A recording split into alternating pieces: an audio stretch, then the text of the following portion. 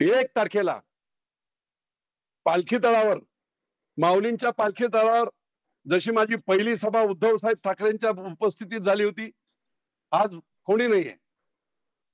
द्रोणाचार्य आहेत, आशीर्वाद देणारे लोक आहेत, जनसामान्यांची लढाई आहे. पवार नावाच्या प्रवृत्तीच्या विरुद्ध जनसामान्यांची लढाई आहे. त्या स्टेजवर जनसामान्य असतील आणि 1 तारखेला पालखी तळावर हे बिगुल आम्ही फुंकू. 1 तारखेला कमीत कमी 50-60 हजाराची मॅसिव्ह सभा तिथे होईल आणि तिथे खऱ्या अर्थाने बिगुल फुंकलं जाईल. त्याच्यानंतर माझी ओळखपत्र वगैरे जी असतील ती सगळी ओळखपत्र गावागावामध्ये, मला न काल मी एका गावाचं नाव घेत नाही कारण त्यांना त्रास होईल. इंदापूर मधल्या एका गावात गेलो होतो. 100-150 सर्व वरिष्ठ वगैरे उन्हाचा हे होता, महादेवाच्या मंदिरात बसलो आणि सांगितलं त्यांनी की बापू काय, तर म्हणे बापू तुम्ही आमच्याकडे आला नसता तरीही मी बोलल्यानंतर आमचा निर्णय पक्का होता की ही नामी संधी आहे. अत्याचार अन्याय आम्ही सहन केलेले आहेत, मग त्यांच्या नेत्यांवर केले आहेत, आमच्यावर केलेले आहेत. आम्ही ही संधी सोडणार नाही. तुम्ही आला नसता तरी आम्ही तुम्हाला मतदान करण्याचा तिसरा पर्याय, ना सुनेत्राताईंना मतदान, ना सुप्रियाताईंना मतदान, तिसरा पर्याय जनसामान्यांचा म्हणून आपल्याला मतदान करण्याचं आम्ही ठरवलंच होतं. आणि म्हणून ही निवडणूक, ही 1 तारखेची सभा झाल्यानंतर 5 बाकीच्या विधानसभा मतदारसंघामध्ये लोकांना आव्हान करून या दिवशी मी तिथे येणार आहे. आपण माझं मत, माझं मनोगत ऐकायला या, असे आव्हान मी करणार आहे. माझ्याकडे काही यंत्रणा नाही, माझ्याकडे काही मोठा पक्ष नाही, माझ्याकडे बूथ कमिटीचे लोक नाहीत. माझ्याकडे कोण आहे तर सामान्य जनता आहे. त्या सामान्य जनतेला आव्हान करून 5ही मतदारसंघामध्ये अतिशय प्रभावी अशा सभा या घेतल्या जातील, ज्याच्या माध्यमातून सभा होतील आणि सभेच्या माध्यमातून त्या ठिकाणचे लोकल प्रश्न मांडून निश्चितपणे जनजागृती करण्याचा प्रयत्न मी करणार आहे. 12 तारखेला 12 वाजता मी फॉर्म भरणार आहे आणि या ज्या काय पाशवी शक्ती आहेत त्यांचे 12 वाजवणार आहे.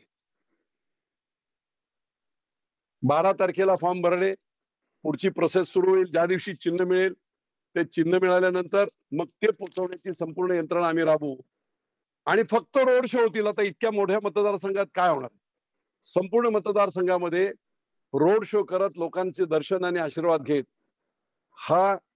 ही निवडणूक, याची सांगता ही निश्चितपणे त्या दिवशी, निवडणुकीच्या दिवशी 7 मेला होईल. 4 जूनला जनशक्ती काय असते, लोकांच्या भावना काय असतात, लोक दबून असतात तुमच्या सत्तेला, तुमच्या दहशतीला, आणि म्हणून ही दहशत मोडली पाहिजे. मी तुम्हाला आणखी आज एक कन्सेप्ट संपूर्ण महाराष्ट्राला सांगू इच्छितो. आपण टेररिझम म्हणतो, दहशतवाद म्हणतो. राष्ट्रवादीने संपूर्ण महाराष्ट्रात ग्रामीण दहशतवाद पोचलाय. कसा पोचलाय? विकास सोसायटी यांच्याकडे, ग्रामपंचायत यांच्याकडे, जिल्हा बँक यांच्याकडे, दूध सोसायटी यांच्याकडे, साखर कारखाना यांच्याकडे, सगळ्या यंत्रणांवर यांनी कब्जा केलेला आहे. यांनी बनवलेले कब्जा केलेले आहेत ब्रिटिशांसारखे घुसखोर, आणि सत्तेचा वापर करत, काय रे हा विजय बापूच्या सभेला गेला होता काय, त्याचा ऊस तोडायचा नाही,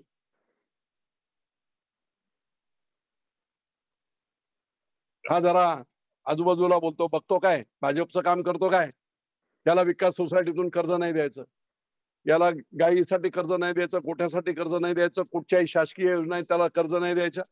अहो एवढंच काय, संग्राम थोपटेचा कारखाना आज बंद पडलाय. का कारखाना बंद पडलाय? निव्वळ दहशत म्हणून बंद पडलाय. तिकडे पवारांचा कारखाना शिरूरला का बंद झालाय? पवार फक्त अजित पवार वाले नाही म्हणून बंद झालाय. आणि म्हणून शरद पवार तेच आहेत. ह्या सगळ्या शक्तीचा उगम, या दहशताचा उगम करणारा कोण असतील तर ते शरद पवार आहेत. आणि त्याला त्याच पद्धतीने संपूर्ण महाराष्ट्रावर दहशत ठेवण्याचं काम हे अजित पवारांनी केलेलं आहे.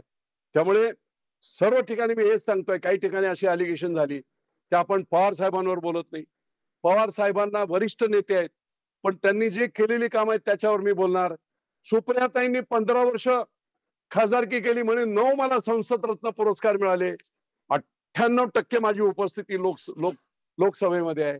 ताई तुमची 98% उपस्थिती लोकसभेमध्ये आहे, पण 2% काम सुद्धा तुमचं अख्ख्या मतदारसंघात नाही. काय काम केलं ते सांगायची आणि विचारायची वेळ आली. आणि म्हणून एका बाजूला निष्क्रिय खासदार, निव्वळ कुणाची मुलगी आहे म्हणून हे चालणार नाही. आणि दुसऱ्या बाजूला एक माणूस नवीन अजित पवार बोलतायत माझी धर्मपत्नी आहे, सौभाग्यवती आहे म्हणून 25 लाख लोकांनी मतदान करा.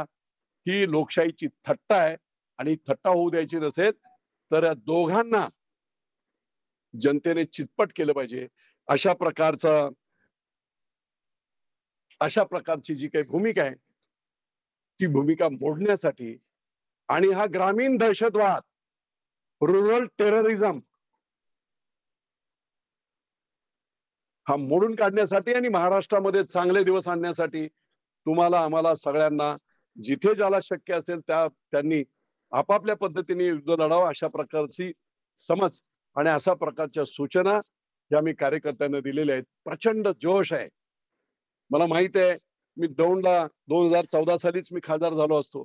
दौंडला शिवाजी महाराजांच्या पुतळ्याच्या वेळेस मी गेलो होतो. अजित पवार स्टेजवर होते, आर पाटील होते, आमचे रामदास आठवले होते, बबनराव पाचपुते होते. मी जरा लेट गेलो. विजय शिवतारे आणल्या म्हटल्यानंतर संपूर्ण पब्लिकने जो उठाव केला, शिट्ट्या वगैरे, इतकं प्रेम त्या दौंड मध्ये सुद्धा आहे. आणि म्हणून तशाच प्रकारचं वातावरण किंवा त्याच्यापेक्षाही चांगलं वातावरण आज कन्फ्युजन एकच करतायत की विजय शिवतारेवर महायुतीच्या नेत्यांकडून दबाव येईल, ते उभेच राहणार नाहीत, ते हेच करणार नाहीत, ते काहीतरी सेटलमेंट करतील. आजच्या माध्यमातून आपण सर्वांच्या माध्यमातून with due respect to my all honourable leaders, सगळ्या माझ्या मुख्यमंत्र्यांपासून देवेंद्र फडणवीसांपासून राज्यातल्या सर्व नेत्यांना हात जोडून मी विनम्रपणे सांगतो की लढाई मला लढू द्या. ही धर्माची लढाई आहे. राजकारणाचं स्वच्छताकरण करायचं असेल तर निश्चितपणे आपल्याला हे करावं लागेल.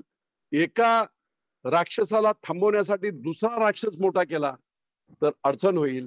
आणि म्हणून मला एकाने काल एक सांगितलं, ते शेवटचं वाक्य मी सांगतो की प्रचंड ग्रामीण भागात टेररिझम यांनी केलेला आहे, दहशतवाद केलेला आहे, अनेकांना दुखावलेला आहे.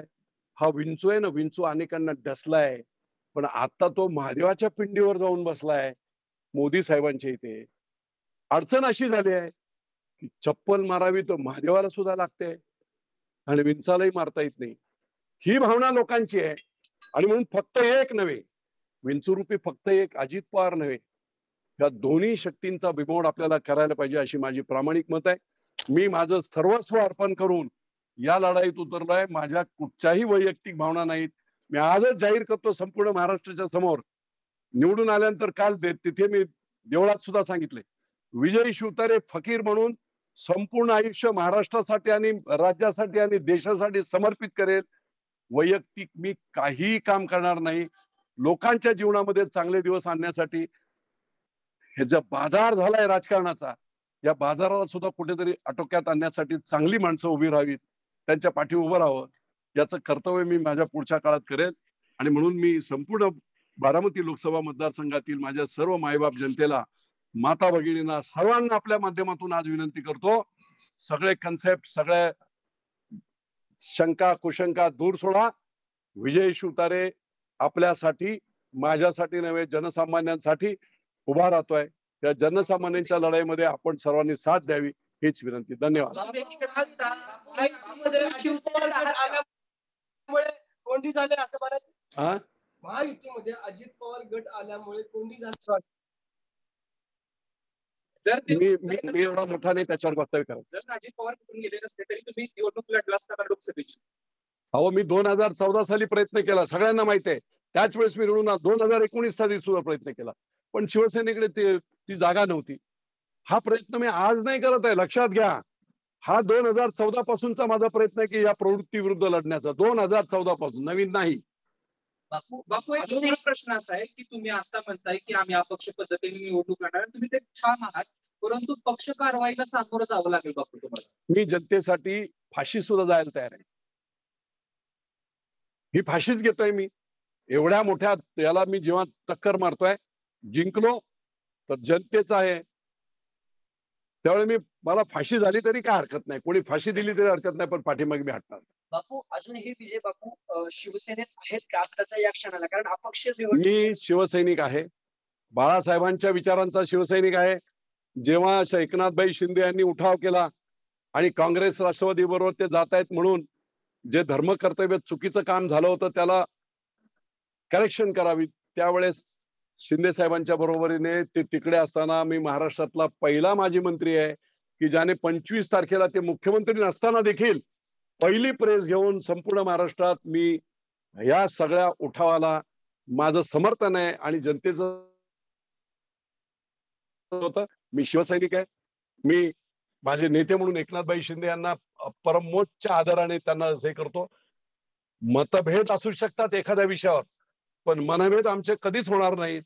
आणि त्यामुळे पुढच्या काळात आपल्याला दिसेल जिंकल्यावर तर सगळेच जण आहेत. जिंकल्यावर काय अडचणच नाही. मी जिंकणार आणि जिंकणार. 12 तारखेला आपण मारणार आहात 12 तारखेला 12 वाजता, परंतु त्यावेळी आपण फॉर्म भरताना मतदारांसाठी हा निर्णय घेतात, मग शिवसेना पक्षाचा राजीनामा देणार आहात?